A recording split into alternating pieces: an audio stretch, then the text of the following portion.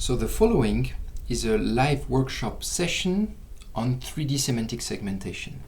This is done by Damien Robert, one of the main authors, and it showcases the architecture SuperPoint Transformers.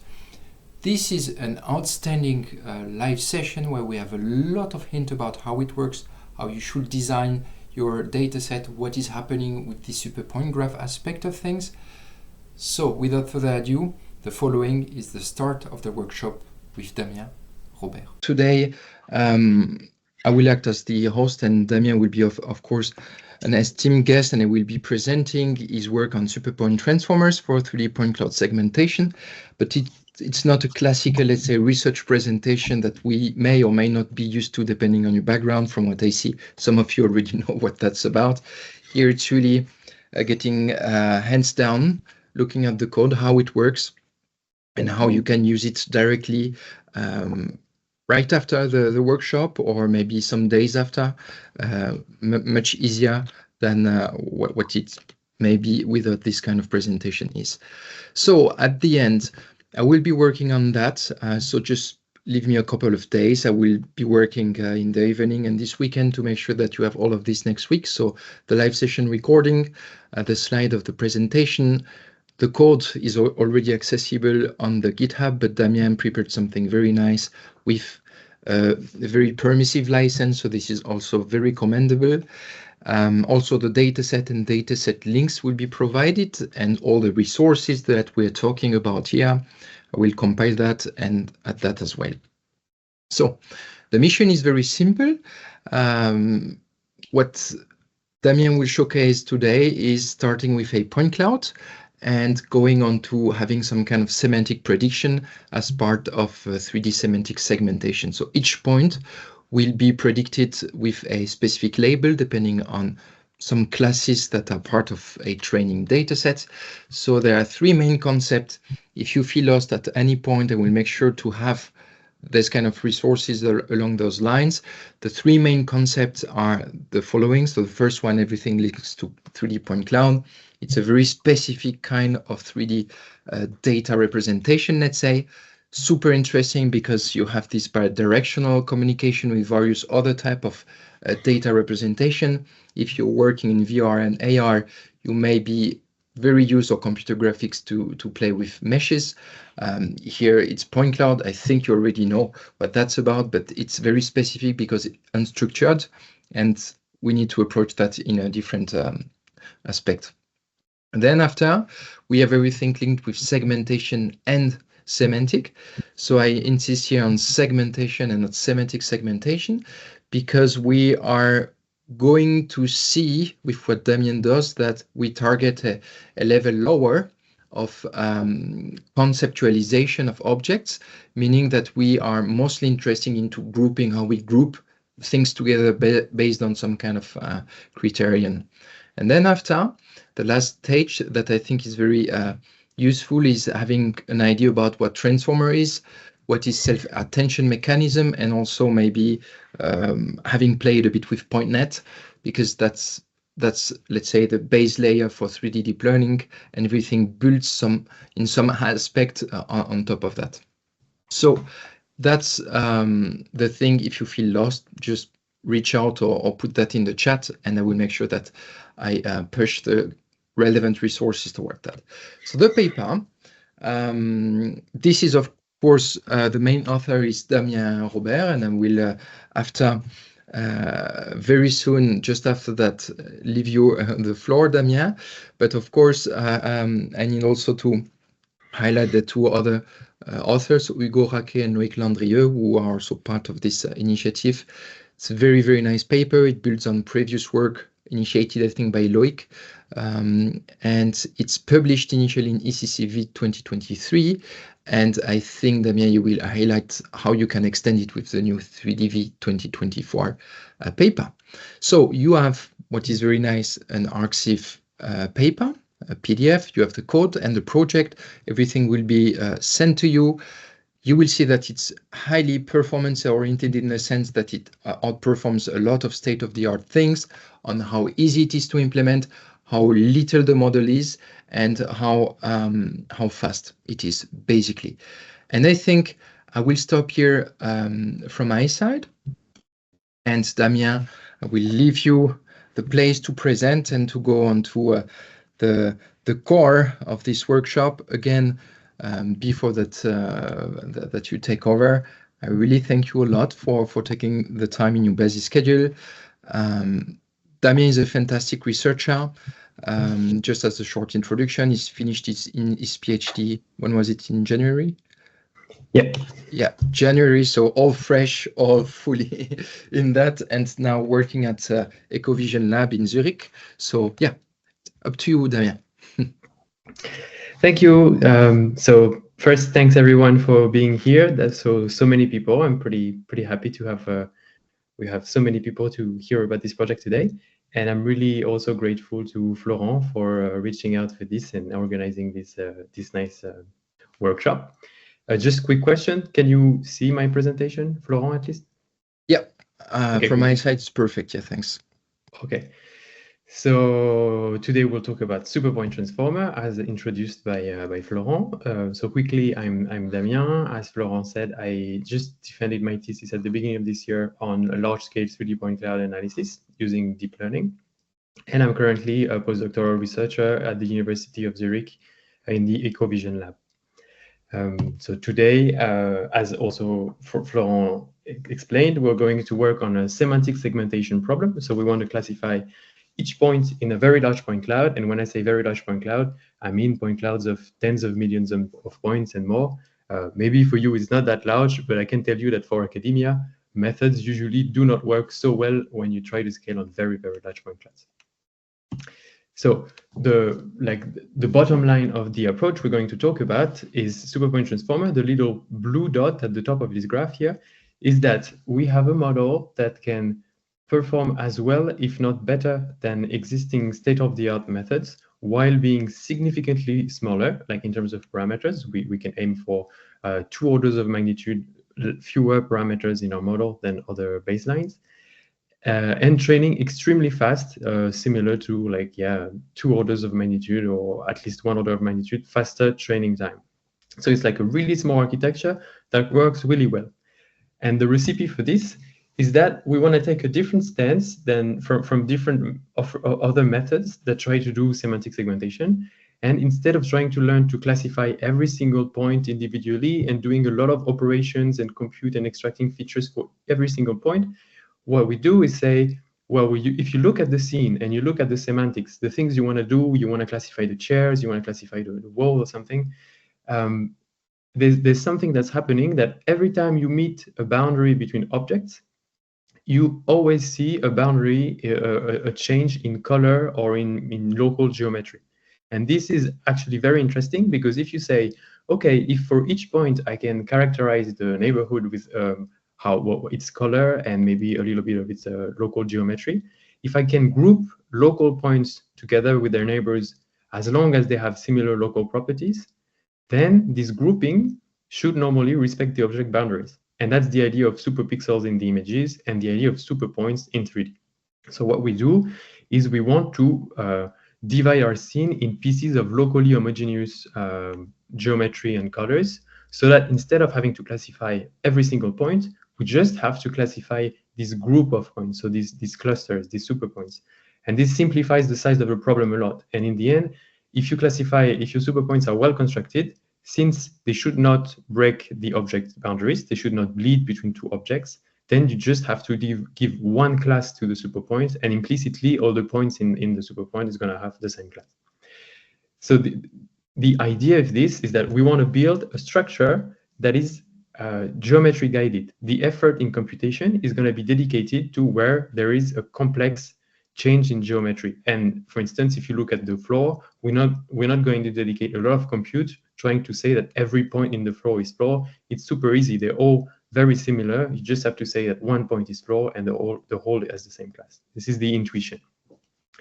Okay, so I'm going to try to walk you through the structure of how we build this data structure and how our model works.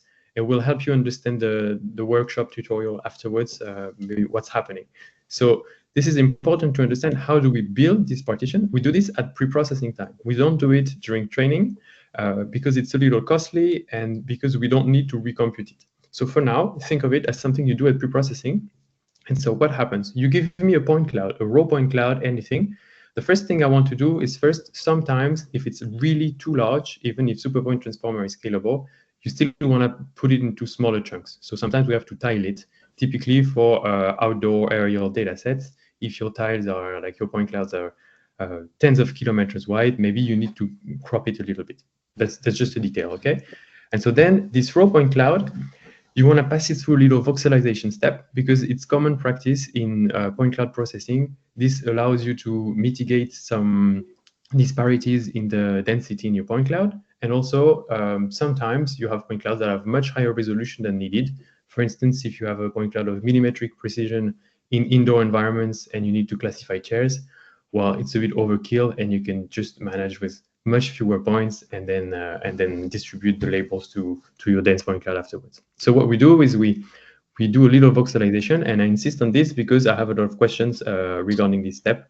So just remember that there's a little bit of subsampling at the beginning. This gives us what we call the P0, the first level of partition. It's actually the points or the voxels. That's what I call it.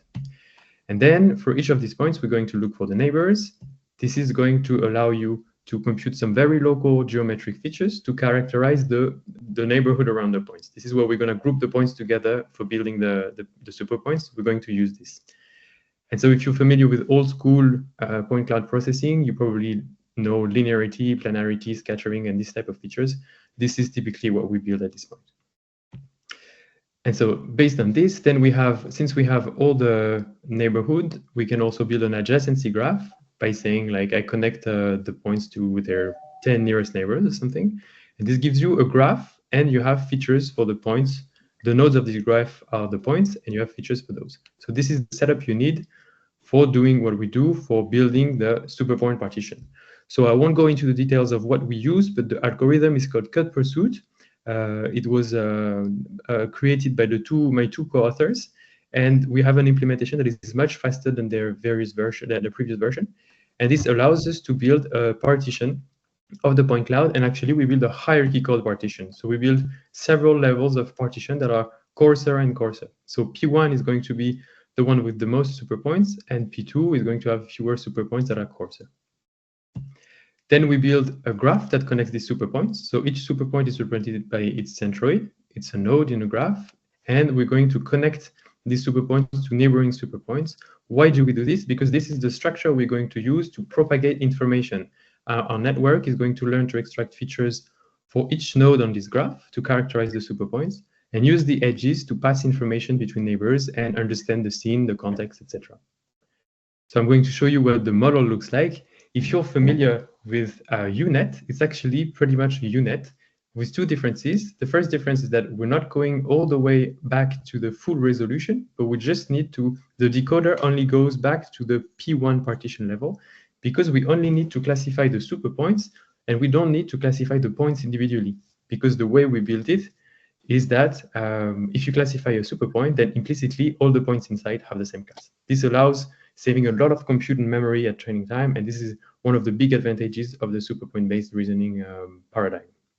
And the other difference with the UNet is that we don't reason on an abstract XY grid in an image or XYZ in a point cloud.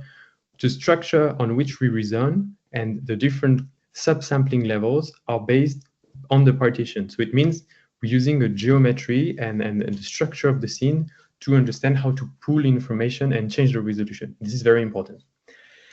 And so in blue, you have a little MLP. So if you know PointNet, this is a little, the MLP is a little very small module that extracts features for the points. And then the purple triangles are pooling operations, where we aggregate information for the super points from the points inside it. And the red blocks are self-attention modules. So if you're not familiar with attention, I won't go into the details, but you can think of it as a more advanced way of propagating information between the nodes of a graph than doing convolution.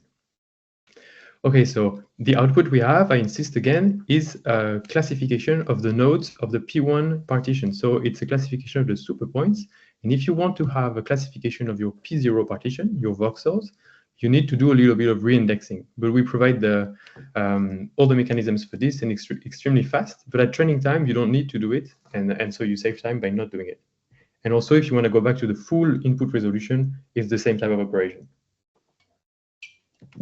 Okay, so now you understand what the model does. I'm going to try to quickly give guidelines on the project structure. So I will not tell you in details how the project structure is organized, because everything is already in the README. And we also provide some documentation for getting started, understanding our data structures, understanding how to build a data set, etc. I will try to walk you through some common steps that happen when you try to use the project, but there's a lot of documentation already ready for it.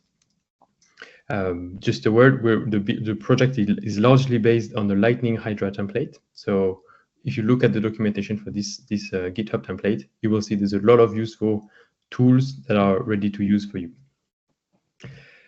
And so one little thing I want to insist on is that, as I mentioned, the partition is computed at pre-processing time. And so there's some terminology that I'm using. I call pre-transforms. It's the set of operations that I do at pre-processing time.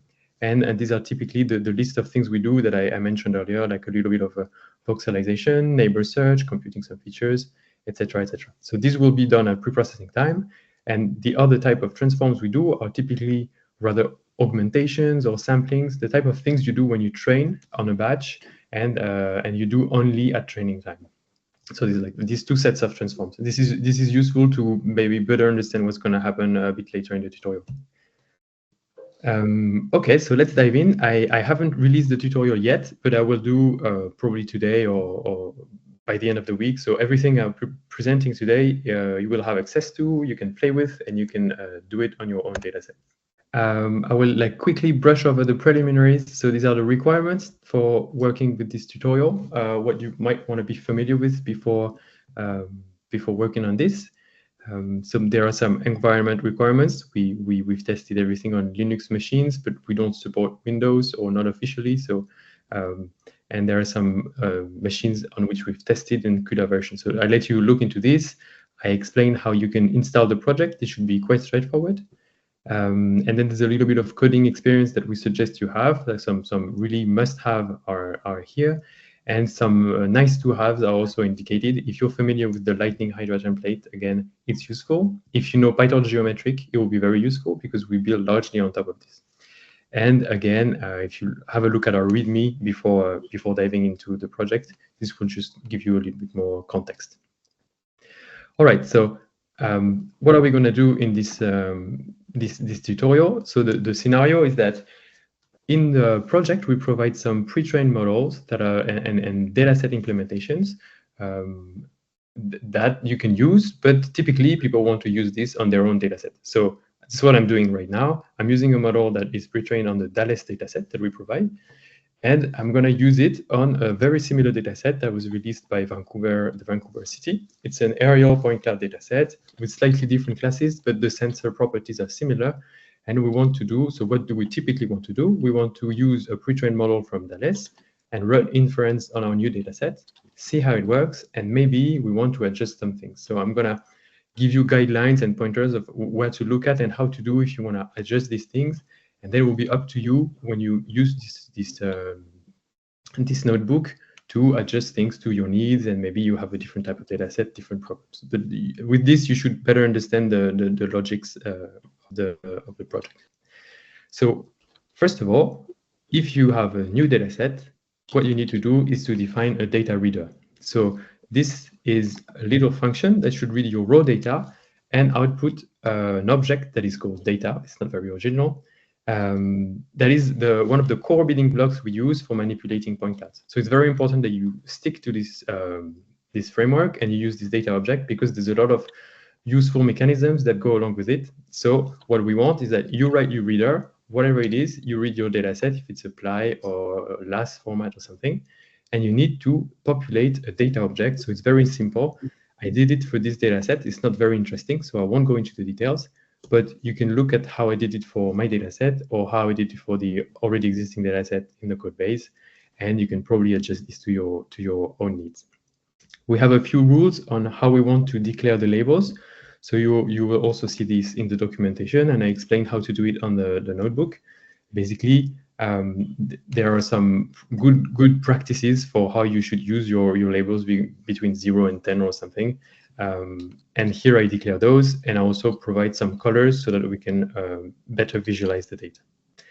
So now I have this reader. You can look closely into the code afterwards if you want, but the most important part is that now I downloaded a tile from the open dataset from Vancouver.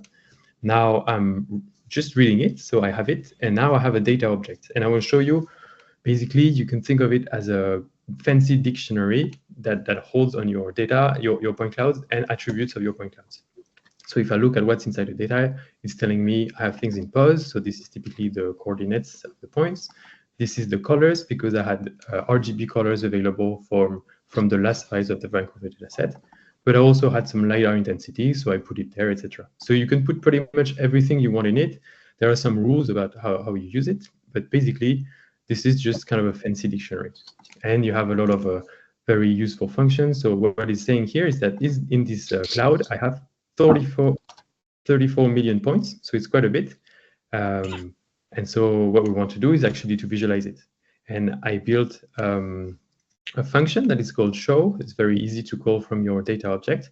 That will just display what's inside the data object. And so let's do this. I'm also passing the names for the classes and the colors that I defined a bit above, so that we have a nicer visualization. I think you need to add the scalars. Can you just reload once? I heard someone. Shall we stop or? No, it's okay. I muted. I muted Okay. it. Yeah. So moving on. So what you need to do is that if you use, you probably all have your own point cloud visualization pipelines. Maybe you're using Cloud Compare or something. So this is not. I'm not claiming this is going to be a visualization tool that is going to allow you to see very big clouds. So implicitly, it's limited in the number of points you can see. We subsample it because it needs to stay reasonable for you to see on the notebook, but it's still useful to investigate what's happening. So it's a sample version. You can see the points colorized by the color, by the RGB, because I had the RGB as an attribute. And here we have the labels colored with the color map I provided. So just since we can't see everything at once here on this viewer, I'm just going to show you a smaller region. So you can specify, for instance, a location with a center and a radius, and it's going to build a spherical crop of the area, just demonstrating how easily you can check what's inside of your data point, your data object. All right, so we have this scene. We're happy. This is the data object that you want to use, and from this you can use the rest of our operations, and you're getting ready for the rest of the project. So as we saw earlier, the point cloud had like 34 million points. So even if SuperPoint Transformer is very scalable, it's still quite a bit, and it's much larger even than the tiles from Thales. So typically, you want to tile your dataset. You want to crop it into a bit smaller chunks before anything. Otherwise, you will face some probably like some limit compute latencies for neighbor search or memory errors, etc. So it's not necessary. We don't necessarily need to manipulate such a big point cloud at once. So for this, we provide two ways of tiling, and I'm just illustrating the two ways we do, and you can use whatever you want. You don't need to use one if your dataset doesn't need any. But here, there's the basic one where we just tile along the XY axis. So here, I specify that I want to tile the big point cloud with 4 tiles along X and 2 along Y, and you see what it does. It's very simple. So just colorize this to show you what happens.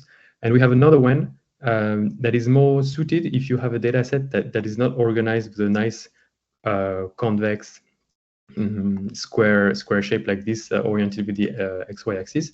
So typically, if you have a data set like KT360 or indoor data sets where the shape of the data is not necessarily a square or something, you might want to cut it along the principal component axis. And this is what this second tiling does. So this is not so visible here, but anyways. So just to say, we have these tools, use them. And what I'm going to do for the rest of the tutorial is to just take one of the tiles. So I'm going to sample a little bit. Crop the very big tile a little bit. I'm taking a smaller one. So we had 34 million points, and now we have 4 million points in this one. Okay, it's a bit more manageable. It's still quite a big area. Okay, so if you remember what I said during the presentation before, sure, we have the SuperPoint transformer model that is a transformer-based model that reasons on these graph structures, but we need to build this graph structure first before anything. So for this, we need to apply the same pre-processing, so the pre-transforms that I mentioned, and also the on-device transforms that were used for the DALES dataset. So in the project, everything regarding this is stored under the configs, and you will see it's explained in the README. And we use Hydra to parse our config files, and then you can restore every single detailed parameterization that we used for our experiments. So here I give you the code for getting the DALES experiment configuration. And if you look at what's inside the config, it's actually a nested dictionary of all the configurations of the experiment. And here, for instance, you have the configs that are talking about the data module. So you will have the transforms, you will have which data set is used, etc. Here, the model construction. Here you have the trainer, who will tell you the learning rate we chose and how we did everything. All right, so here what we're interested in is actually in data module config, and actually we're going to use it to instantiate the transforms that were applied, so the pre-processing steps that were applied for the DALES dataset.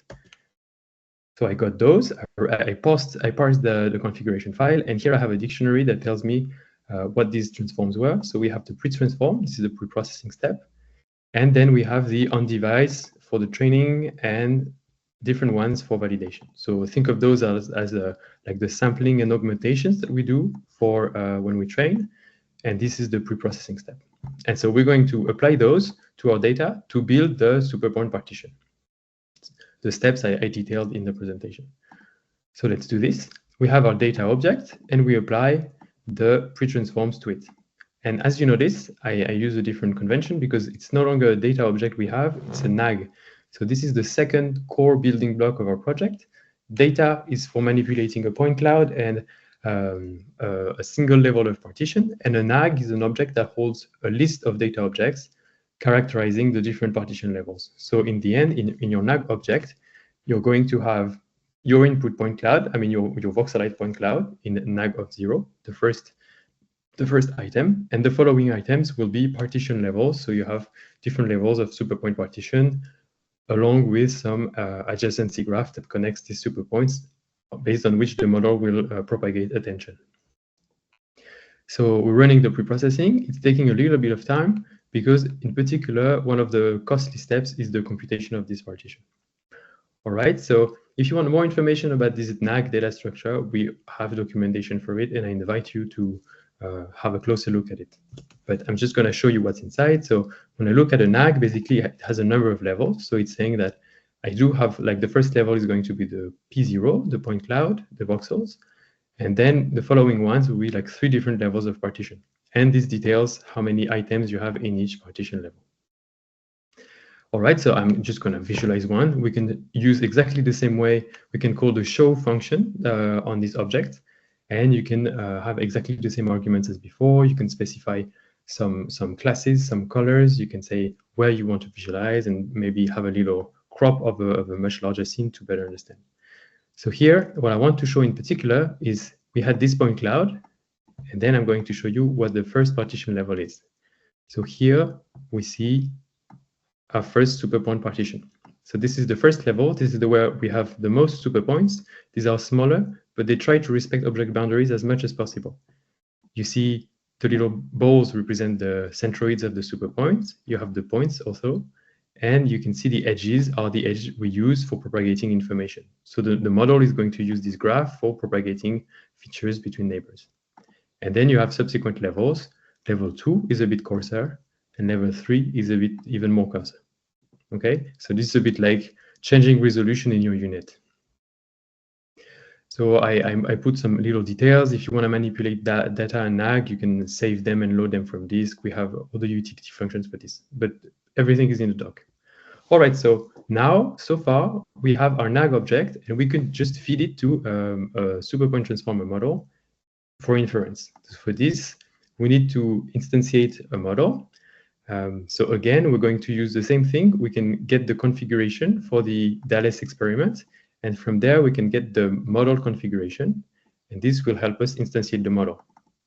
And then we can pass it the checkpoints, the pre-trained weights that we have for this model. So these are freely provided. We have everything online here, and we have the pre-trained models for different data sets and different types of experiments. So I do this. You can ignore this warning.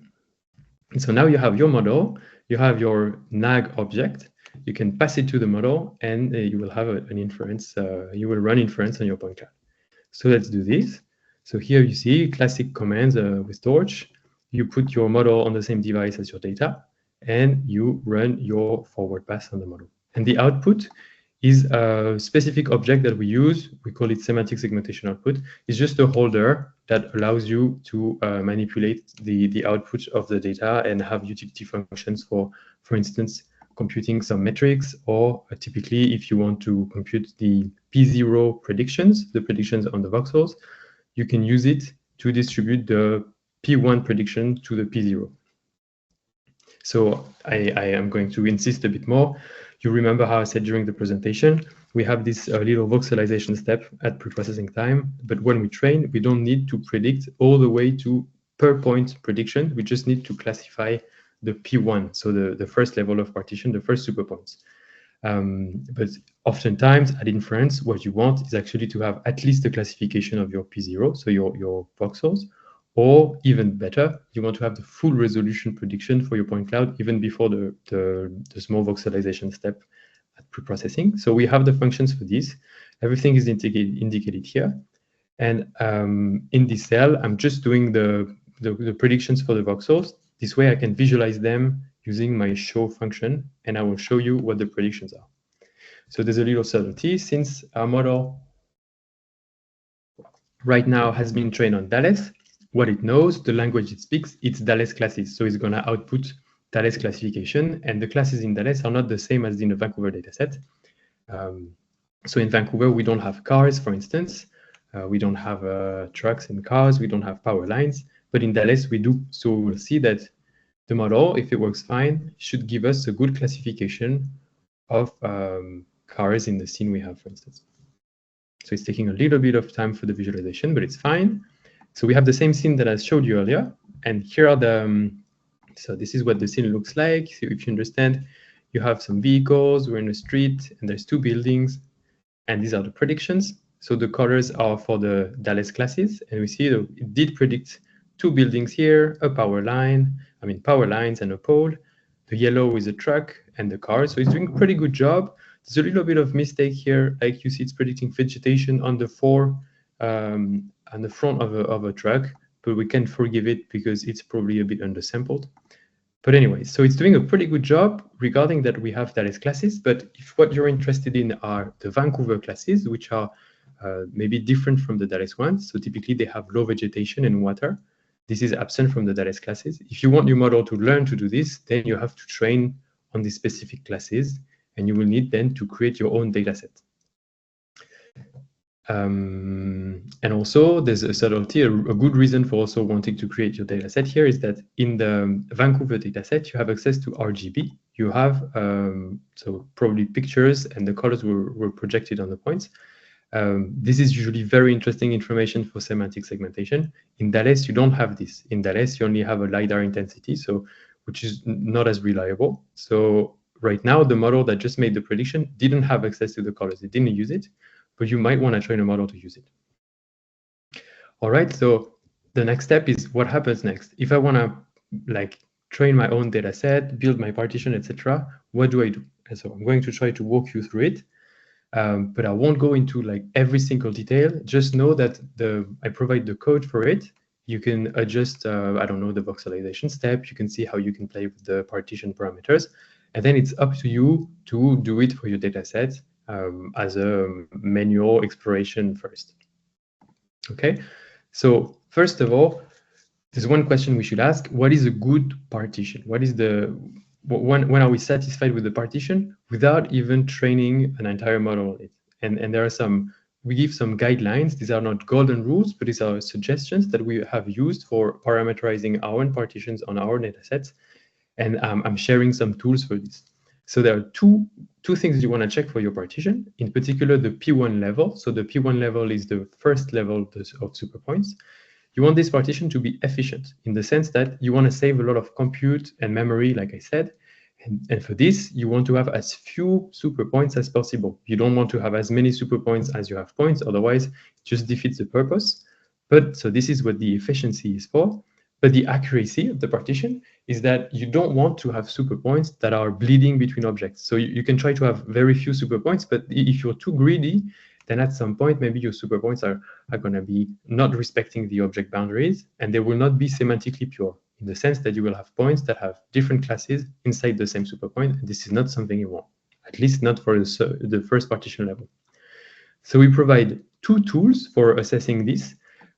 First, you can look at the what is like the level ratio between two subsequent NAG levels. And so if you check how many on average SuperPoints you have with respect to the number of points initially, you have an idea of how much you've simplified your scene with respect to the points. And so this is for efficiency. And for accuracy, we measure an oracle where we say, hypothetically, if we had a perfect model that was predicting the dominant class inside each SuperPoint, what would be the MIOU? What would be the performance metrics I would get? This gives you an upper bound of the best thing you can do in our setup when you're trying to classify SuperPoints individually. Okay? And so basically the like rule of thumb that I'm using is that for the first, like the ratio of the size of the P0 and P1, you want it to be between 30 and 50. So basically you want to have something like 30, 50 times fewer SuperPoints than you have points. This way you simplify the scene. But at the same time, you don't want to be too greedy because you also want to have a good oracle in the sense that you don't want your P1 partition to bleed between objects. So I'm usually aiming for 95% MIOU, but this is very specific to your use case. Maybe this is too high, maybe this is not high enough. And also, you should always visualize your partition to make sure they make sense and that they're doing what you want.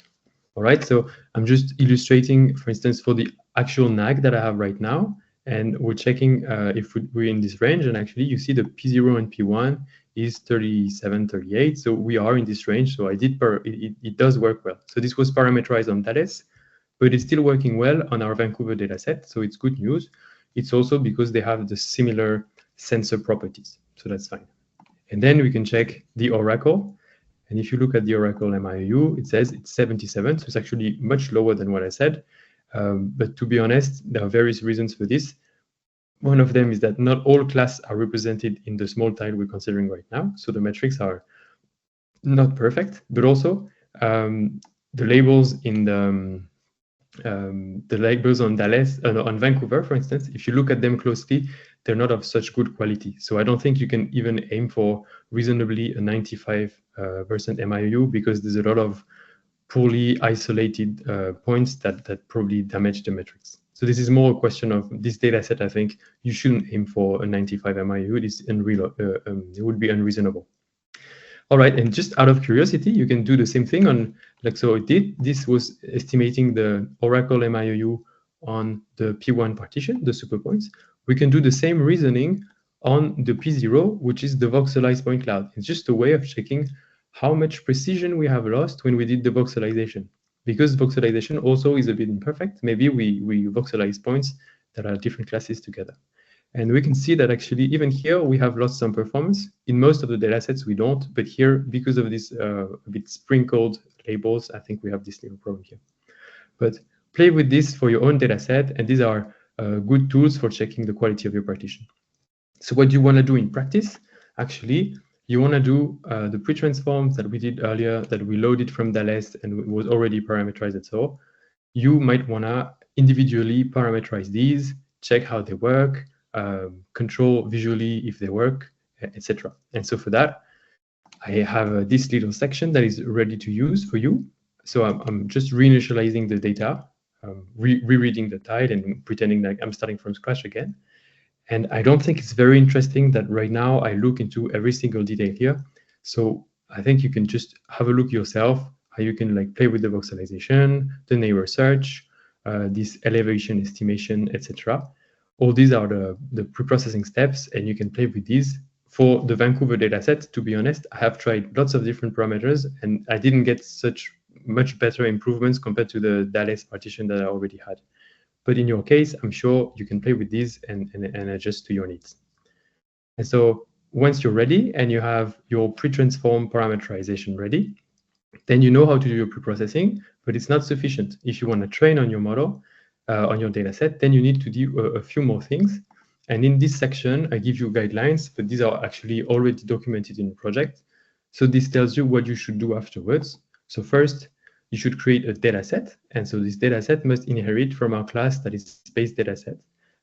If you do so, then you have access to a lot of utility functions that are very useful. And so you should abide by this structure. And the dataset documentation will tell you how to do this. But if you reach the tutorial to this point, you should already have most of the things that are necessary for this. Then you need to parameterize your transforms. So normally you have your pre-transforms ready because you already played with them in the previous section. And then you might want to parameterize your on-device transforms, which are basically the augmentations, the sampling, everything you do when you train on the data actually. For this, I suggest some guidelines and where you should look at in a project for getting some inspiration. We have also means of training on very small GPUs. We managed to train our model on 11G GPU, even for very large datasets such as Dallas. So if you have these questions or you run into CUDA errors at some point, I provide some suggestions of what to look at in the code and the documentation for parameterizing all these things. And then when you're ready with these transforms, you can just launch your training, and the README indicates how to do so. But also, if you look at the Lightning Hydra template, you will see a lot of functionalities that you can use for instance, gradient accumulation, all sorts of things that are a bit more exotic.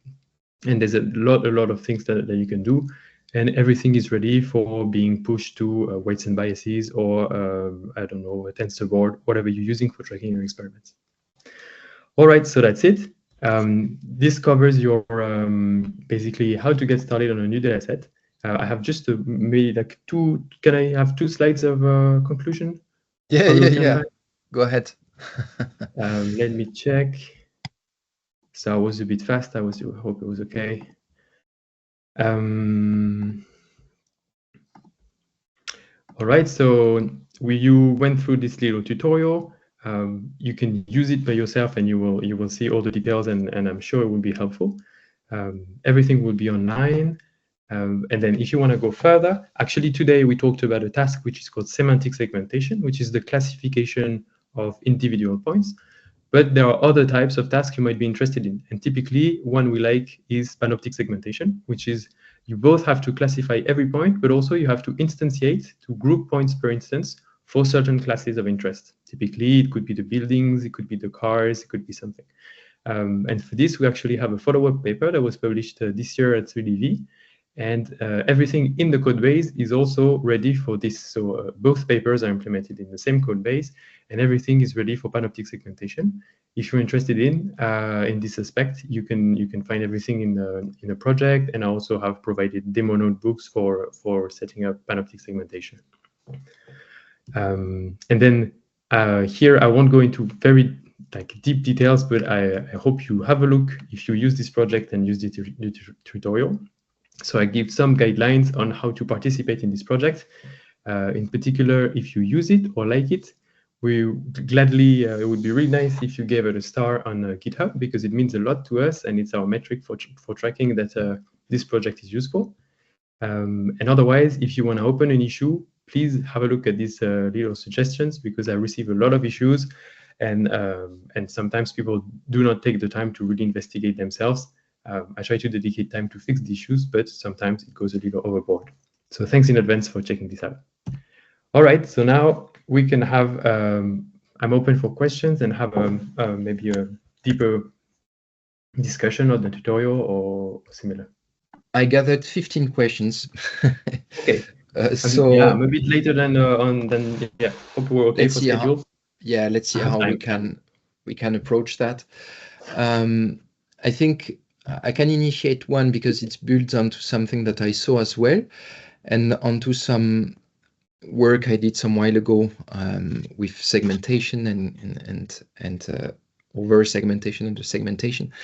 So what happens in a case where you have your SuperPoint segmentation that fails? In a sense, you have a lot of under segmentation.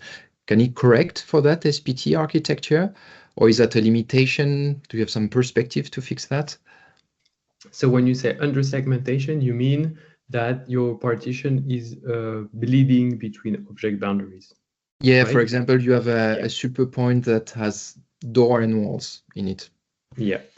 So as I mentioned, so short answer, no, this is done at pre-processing time, and we cannot recover from it if the partition is not good. So this is why I give you these guidelines and these little tools for checking that your partition is pure. This oracle, for instance, is important for checking that your partition is respecting your object boundaries. And you want to tune it so that it respects the things you're interested in.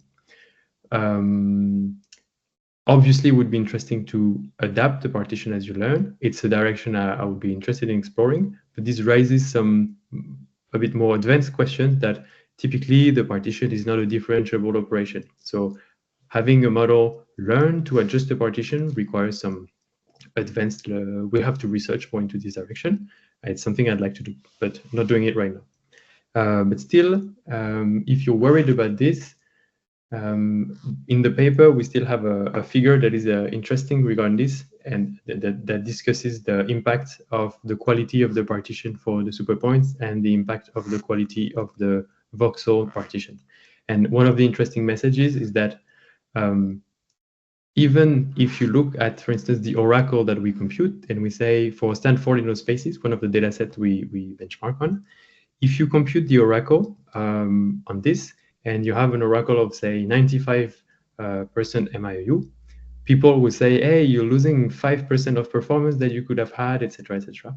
But if you look at this maximum performance you can hope for, and you compare it to the actual performance of the model reaches on this partition, there's such a huge gap between both that the thing that you lose because of the partition is not your problem. The thing that you lose is actually how can you come up with better trading strategies? How can you have more data so that your model performs better?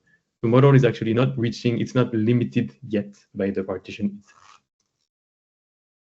Awesome. So, yeah, let me jump onto the various questions. I took them in a chronological order. Some are quick to answer, I think. Some other will take a bit more brainy. So the first one is from Marco. If you can explain if SuperPixel can replace octree levels for handling large point clouds in a more efficient manner. So in terms of efficiency, yeah, I would say so, because when you're using octrees, you're still dividing your data along abstract XYZ axis, right? Yeah. And octrees are built based on density. So you say, I'm going to split the data here because this way I will have half and half on each side and things like that. Here, we're not splitting based on that. We're splitting based on features that describe the data. And so your discretization of the space follows the semantics, and octree just follows the XYZ axis, just in a way that you use as few octree boxes as possible, but still, so octrees are going to be more efficient than voxels for changing the number of elements that you use to characterize your scene, but still SuperPixels and SuperPoints would be much better because they actually follow the semantic structure and the geometric structure. Perfect. Now a question from Leslie. If you have, just to confirm, is there a possibility in any way that it can work on Windows? I won't work into providing support for this. I have too much on my plate, so I would gladly welcome anyone who's more skilled than me into porting this to other platforms and all, but this is not something I'm going to work on. To be honest, there might not be that many parts of the code that are Linux specific, and we have some dependencies that are not portable, but actually some of them I want to get rid of. But to be honest, no, I will not work in this direction. All right, great. So now we'll move to Wang. Was a question regarding the partition structure. If the relationships between your points and the different level of the SuperPoint are adjusted during training, or if it's fixed after the first run on handcrafted features. So it's related to the first question that Florent actually asked, and the answer is no. We're not modifying the partition. So you do it once at preprocessing time, and your points stay in the same SuperPoints as training goes. I understand and I agree. Obviously, it would be interesting to have something more dynamic, but this would be a different research direction that I would like to explore. But right now, we just do it with preprocessing, which is fine. But it's all like the advantage of doing it that way is that your training is going to be also extremely fast because you only compute the partition once at preprocessing, and then it's lightning speed when you train. You don't need to wonder about this. Now a question from Cheyenne. Hope you're doing fantastic, Cheyenne. Congrats on your new position at ScanPlan. Does tiling large data from buildings affect the segmentation results? Tiling has negative impact with other models, for example, KPConf. Yeah. So yeah, tiling is bad in general, but I didn't insist a lot, but I just said, yeah, you do need to tile a little bit if you don't have a V100 GPU along with you or something. So this is why I put this in the tutorial, so that people who have like smaller resources can know how to like just process smaller chunks. But if you do as little tiling as possible is better. But still, we can make do with SuperPoint Transformer with tiles that are much larger than KPConf. So even like with the same machine, you will need to tile much more for KPConf than for SPT, which means that you will not have as many interfaces and not as many problems. For semantic segmentation, tiling is not such a big problem. Usually, it's still going to be okay on the edges. But for instance segmentation or panoptic segmentation, then you have troubles because if you want to like really do it at large scale, you need to maybe stitch the instances. If your building is cut in two and you have an instance of a building on each side, but it shouldn't, you need to do this as a post-processing. And this I haven't worked on. It's not very interesting, and it's just that you have to deal with much fewer of these problems because we can scale much more than any other method. Luca, you asked some question. There is one that I think is interesting specifically, is if it's possible to create some other features which can be used instead of RGB. Definitely. Yeah. So this is where you want to inject a bit of domain expertise. So we have I have the code for instance. It happens sometimes that you have RGB, and turns out that the colors are not so nice. And if you put them to HSV or LAB, a different color space works better for the partition. So it's worth trying. And if you have any other radiometric signal that is useful for separating your points, it's good. So the intuition is that anything that characterizes a boundary between objects for you is important. So if you don't give me the colors and you just give me the geometry, I can't tell you the difference between a poster and the wall. There's no way, because that's how it is. So if you have information, you can't expect the partition to pick up on things that are not described by your features. But if you have any feature you can come up with that you think would characterize a boundary between objects, then put these in the points and check out how it works, because this is what the partition is going to use to decide whether or not points should be together or not. I have a question, I think, from some of the members and the people in the room. So there is Benjamin that asked if it's possible to add an export of the point cloud after inference, or if that exists already. You can use data. You can save or load all the objects to this, the data and NAG objects. So I would suggest you do this, and then if you use the notebooks or the code I provide and you understand at least the basics, you will see where the actual attributes you're interested in are. It's just up to you in one line of code to just dump them to a NumPy or whatever you want. Awesome. And a question from Thodoris. I hope I'm not killing your first name. The partition harms the global feature extracted from the model. That's a question. If yes, what you have to keep in mind during point cloud partitioning to reduce the problem?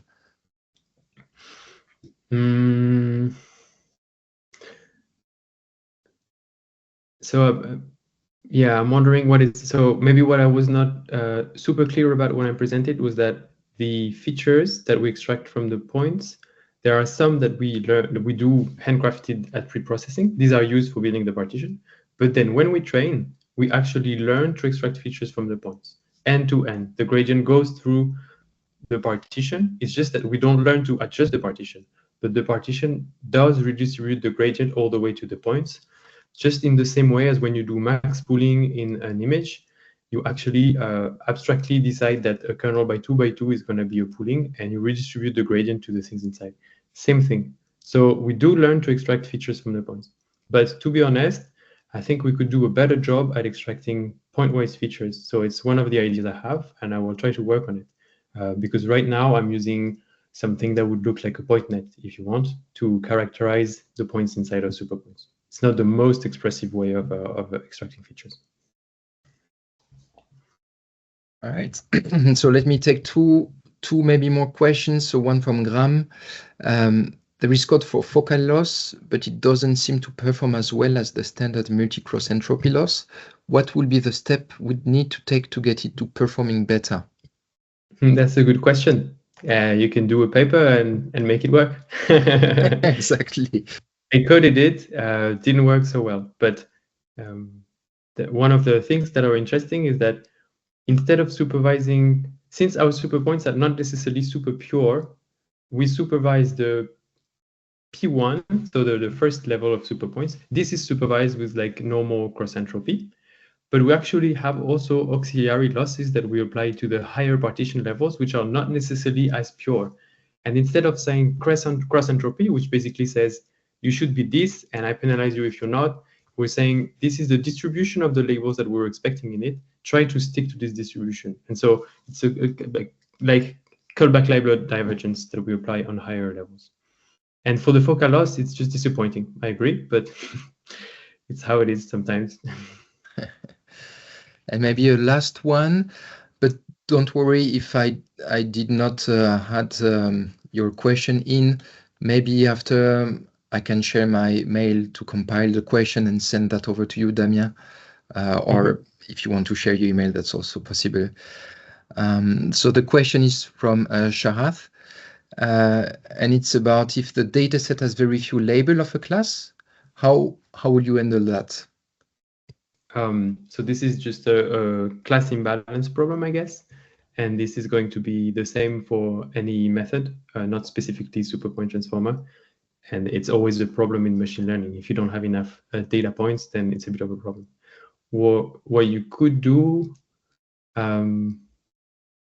is that maybe if it's just, it's a difference between, do you have very few instances of an object that are represented? So you have only one bicycle in your data set? Or is it that you have just a few points that are labeled on the bicycle, and you have multiple bicycles? And it would be different because the superpoint partition paradigm actually could benefit from having just sparse labeling. I don't need to have labels for every point in the point cloud as long as I have one label per superpoint. So this would be like, but to be honest, yeah, if you have a strong class imbalance, the superpoint paradigm problem is going to be the same problem for any other method.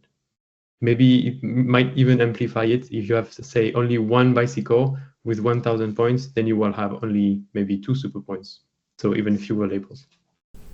Thanks a lot for tuning into this workshop. We had a blast with Damien, and hopefully this helps you design future 3D semantic segmentation systems, whether you are creating apps in production or doing research to push the new tech that is going to come in the next few months, few years.